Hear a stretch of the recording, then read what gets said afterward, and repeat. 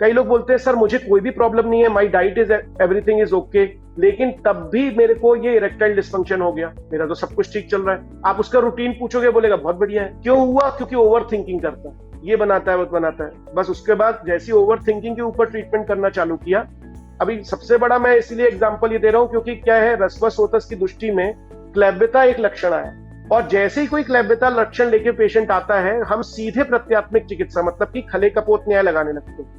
ये हुआ है, सीधा शुक्रवसोतस की चिकित्सा करो। लेकिन क्लैब्यता दोनों में है, शुक्रवसोतस में भी है और रसवसोतस में भी। रसवसोतस में चिकित्सा लिखी गई है लंघन करना है, और शुक्रवसोतस में लिखी गई है मधुर और तिक्त रसों से युक्त सेवन करना है, और साथ ही साथ उनका पंचकम प्लान आउट करना है। तो हमें सिलेक्ट करना पड़ता है कि अगर रसवसोतस के खराब होने के कारण क्लैब्यता में आया है, तो पहले तो उसके हेतु जज करो और उसको ट्रीट करो, और अगर वो क्लैब्यता शुक्रवसोतस के कारण आई है तो फिर उसका ट्रीटमेंट करो। तो होता क्या है, मिक्स हो जाता है। पेशेंट आता है, वो बोलता है सर बहुत स्ट्रेस रहता था, इसलिए मैं बहुत एक्सेसिव मास्टरबेट करता था, इसीलिए अब ये प्रॉब्लम हो रही है। अब ये मिक्स हो गया, तो चिकित्सा क्या करोगे? लंघन प्लस ग्रहण।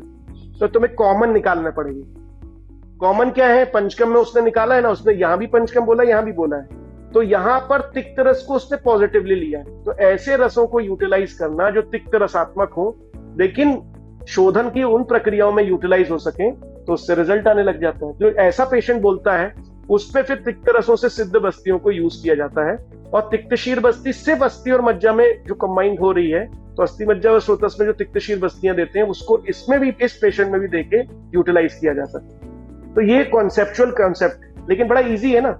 हमने पढ़ने का तरीका एक बार चेंज किया तो हमें सब वही वही दिखने लगेगा। हम अभी पढ़ने के तरीके में हर बार कंपेरेटिव रहे तो हम बड़े कंफ्यूज रहेंगे। कोई आएगा बोलेगा सर मेरे को ये प्रॉब्लम है, मेरे को प्री मैच्योर इजैकुलेशन है, अब अपन सोचेंगे, उसको हर चीज में आंसर शिलाजीत नहीं होता ना। हमें सोचना पड़ेगा कि बहुत इजी वे में कैसे ठीक करना, क्योंकि शिलाजीत क्यों वर्क करता है, क्योंकि वो तिक्त रसात्मक है और ग्रहण भी है, इसीलिए वो कर जाता है काम। तो फिर ये समझना पड़ता है और ये समझाना पड़ता है पेशेंट को।